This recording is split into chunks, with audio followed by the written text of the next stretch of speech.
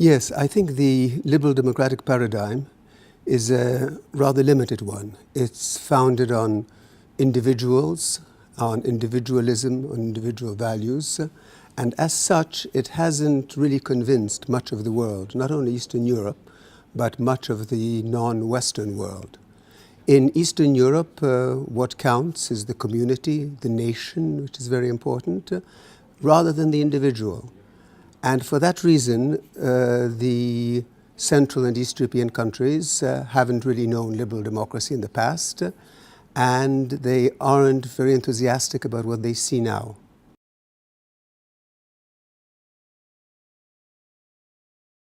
Yes, the East Central European countries thought that the minorities issues was behind them. In the interwar period, there were abundant minorities, Germans, Jews, peoples of neighboring countries.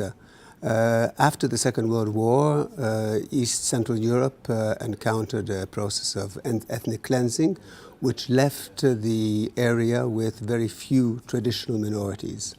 After the fall of communism, we've discovered that there are minorities after all. For instance, the Roma minority has turned out to be a very important part of the East Central European equation, and one which is a source of contention between Western and Eastern Europe. In addition to that, there are the new minorities, homosexuals, LGBT individuals as such. These also don't encounter much support from the majority of the population in East Central Europe, which tends to be conservative, traditional, religiously inclined, and religions are generally not very well disposed towards these new minorities.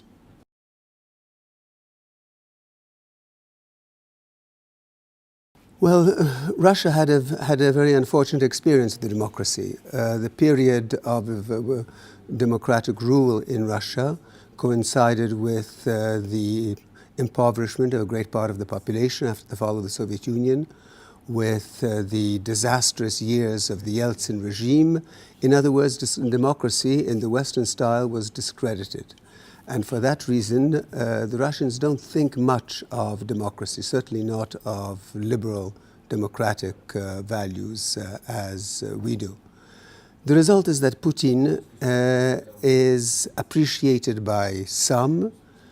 Much of the population is indifferent or feels unable to change anything in the reigning structures.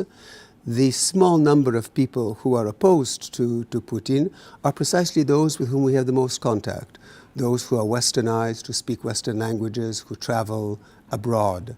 And it is here that the opposition to Putin is strongest, and it is what we hear most in the West.